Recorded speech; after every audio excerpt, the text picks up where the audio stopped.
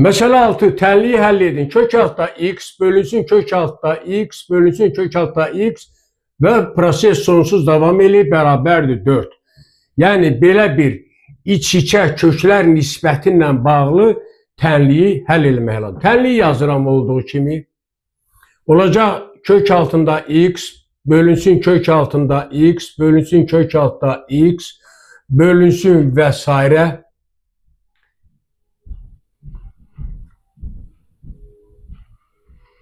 Bu da bərabərdir 4. Və verilən tənliyin hər iki tərəfini kvadrata yüksəldirəm.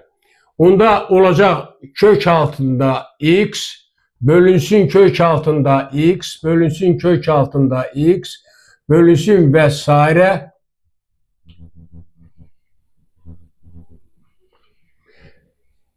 Kvadrata yüksəl bərabərdir 4'ün kvadratına. Və buradan alırıq ki, birinci kökün altındadır bütün bu ifadə.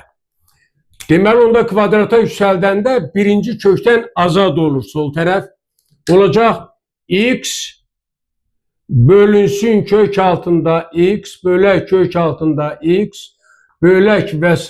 proses davam edir. Və diqqətlə baxsanız görərsiniz ki, burada 4'ün kvadratı 16 elədir. Yenidən bax, bu ifadə elə verilən tənliyin sol tərəfidir, sonsuz davam edir deyə bu eynidir.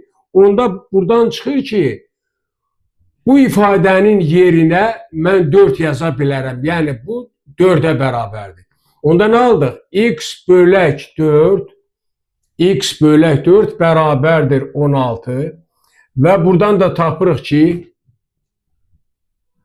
x bölək 4 bərabərdir 16, aydınlıq üçün aydın yazıram. X bərabərdir 4 vuraq 16. Bu da bərabərdir 64.